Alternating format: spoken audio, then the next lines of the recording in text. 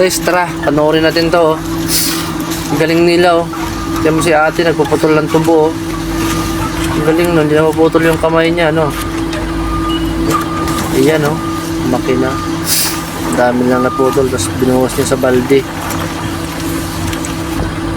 Tapos nilublob sa tubig. Ayan, nilublob sa tubig. Tapos inahon. Tapos dito naglagay sila ng lupa. Dyan nila patutubuin yung mga similya ng tubo. Ayan,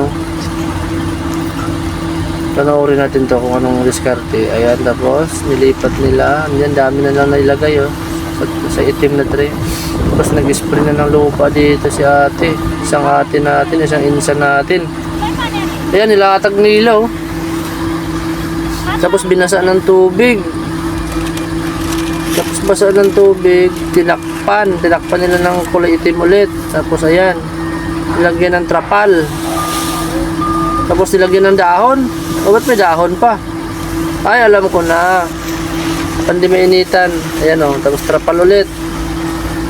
Pagkatapos, ayan na, tubo na siya. Tinanggal na yung trapal. Ayan, diba? Tubo na, dami, Ang galing nila dumiskarte sa pagpatubo,